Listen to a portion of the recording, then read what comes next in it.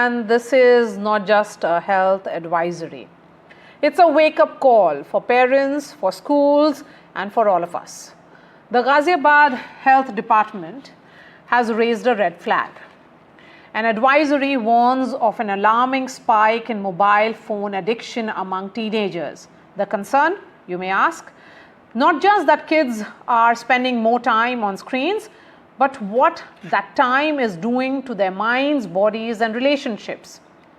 From eye strain to obesity, from disturbed sleep to mood swings, the symptoms are growing, and they are not just physical. According to an AIMS study, over 33% of teenagers showed signs of depression, and a quarter of them were anxious. That's not just data, that's a generation in distress. And at the heart of it is a screen. The screen. A device that connects them to the world but is slowly disconnecting them from their own selves and their own families. There was a tech survey which was done, which actually revealed that 60% of children between the age group of 5 to 16 are already at risk of mobile addiction. 80% cross the recommended screen time daily. 85% parents admit they struggle to control what their kids are consuming online, and yet only 10% use parental control tools. Why?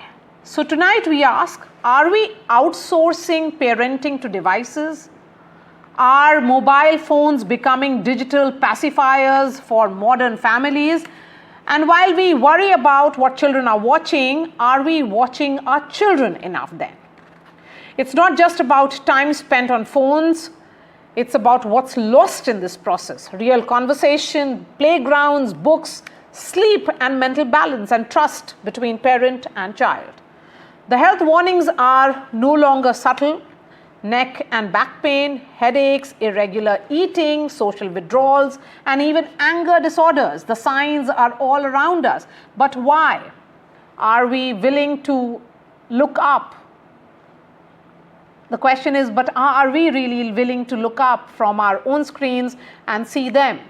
What can we do? Limit screen time, replace scrolling with sports, make family meals tech-free, talk, observe, listen, seek help when things spiral, because digital detox isn't just a trend.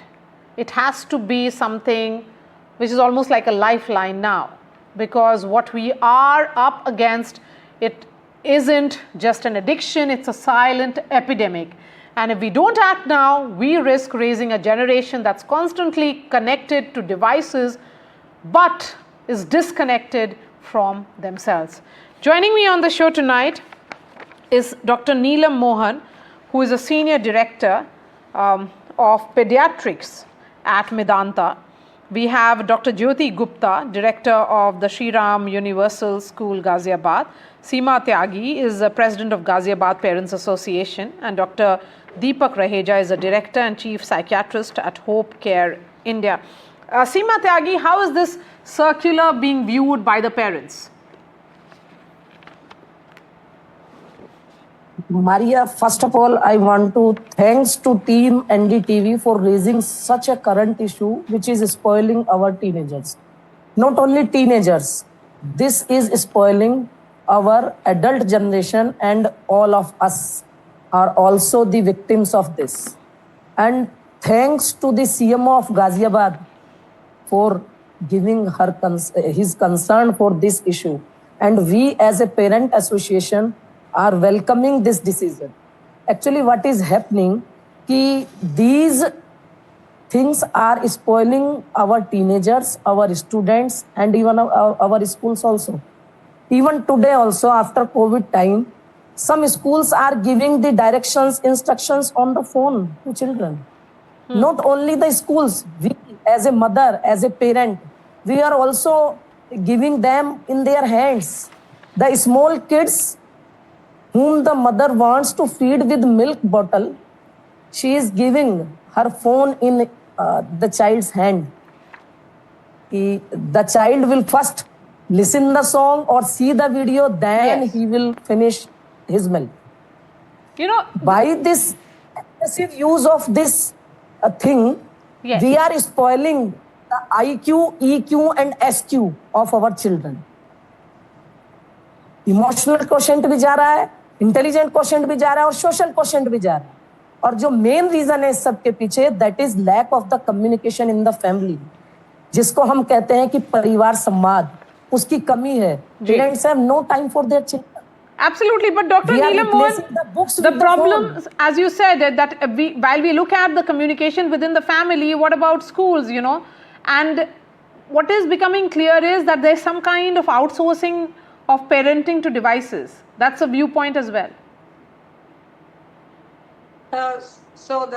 Thanks, Maria. Do I take that? Yes, please go ahead, ma'am. Yeah, Dr. Mohan. Actually, I think it's no more a concern of the parent challenges. I think it has become a public health issue. It's no more related to any state. It's a national issue that we're talking, because you have also given so many points about health, which was physical, mental, and behavioral problems. Because when you see screens, sometimes facts need to be told to children too. So the screen, when you see the blue light, that will reduce your melatonin and reduce the sleep. So huge amount of studies, whether it was Lancet study and also an Indian study in 2022, showed that when you have more than 3 hours, you have 40% sleep issues. So these are all there, but I think to answer this, we need a 3H4, view of handling it. One is the parents. The parents need to have some, like phone hygiene, I would say, or a screen hygiene.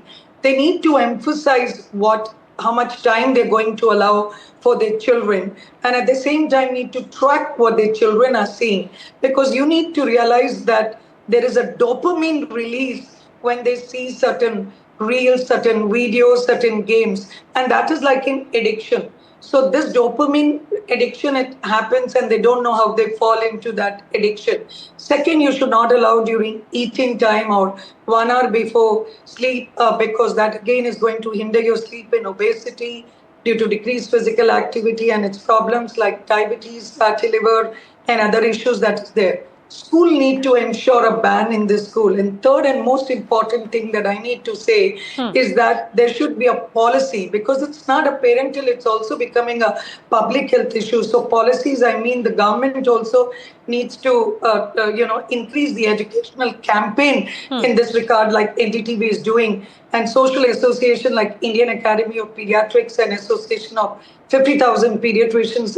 We are also trying our best to come forward with various ways of education to parents and to talk to them, because they are in direct connection with parents and schools, awareness programs about the digital detox. So I think having youth ambassadors is going to make a lot of effect, because youth have realized, the Gen Z and the Alpha generation have now realized that what harm is doing, and they are more receptive, and their children are going to listen to the youth. So youth ambassadors that UNICEF is propagating is a good way, where they should talk about the real life stories about them, how it has impacted and given problems like depression and anxiety in more than a quarter of these children. Yes. So Dr. Jyoti Gupta, as someone who runs a school, is there some class, are you holding some classes to explain to the children how the phone addiction is impacting them, from obesity to disturbed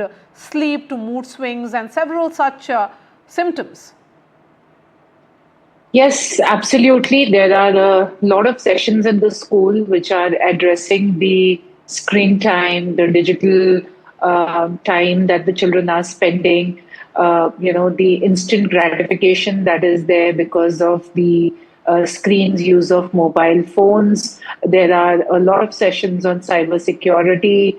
There are a lot of sessions on how to behave when the devices are around, or when the digital screens are around. There are sessions not just for the children, there are sessions for the parents as well, because it's actually the parents who are buying the devices for the children.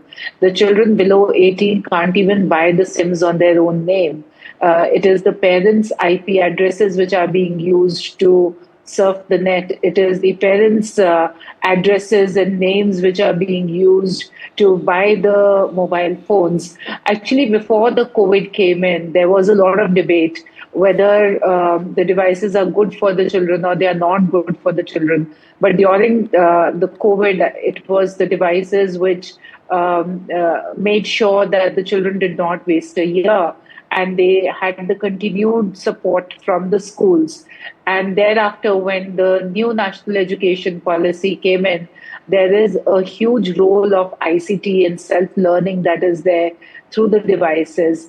But there are then countries like Australia which have come up with the policies, that is the social media that the children are on should be banned till a particular age, like the age of 14. So where the habits are forming, like what Dr. Mohan was also saying right now, the age group where the habits are forming, where the children need to know that it is important for them to go outside and play for an hour, for 2 hours, and they need to spend time with the books to read, and they need to understand that their posture is very important. So if they are with the screens in their hand all the time, their hands start paining, their necks start paining. So there are a lot of sessions that the school doctors are also. Yes, Dr. Raheja, your thoughts. This is the first of its kind. Students and First now of the its kind, like devices are the government there. has raised it. We all know there's a lot of digital content. Yes, Dr. Raheja, your thoughts, please. Go ahead. Yeah, I didn't get the question. I'm sorry. Yes. So the question is that this is the Ghaziabad Health Department, which has, of course, raised a red flag. An advisory has been issued as well. The concerns are real. Usually, we have seen this being raised by parents and schools. Now, it appears that it is being taken up at a more administrative level, at a more district level, or perhaps at the government level at some stage as well. So if you've gone through that advisory, I think it is very, very well curated, and it's very apt, and it does signify, it does make evident the challenges that we are seeing in people in day-to-day life. I mean, the children are coming with problems that are atypical that you'd see in that age bracket. You are seeing symptoms of pseudo ADHD. There are cognitive deficits.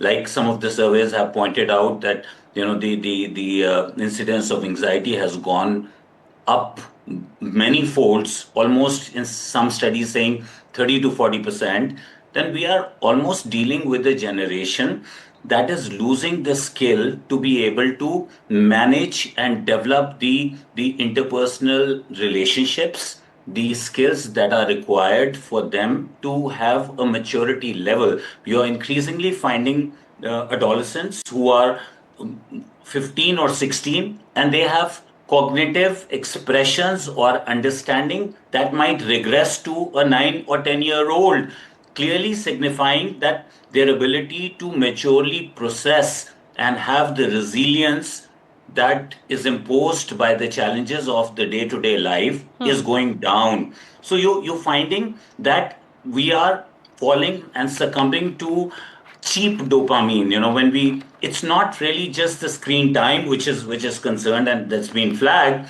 but it's the kind of content that is being consumed, and that content kind of gives stimulation in certain mesolimbic areas in the brain that makes the child almost habituated to reaching out and yearning for those trickles of dopamine. So the attention span goes down.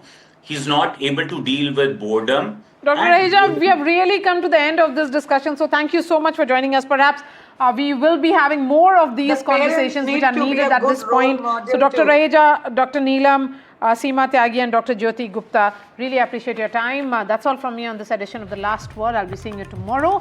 Vishnu Shom joins you next with Left, Right and Center.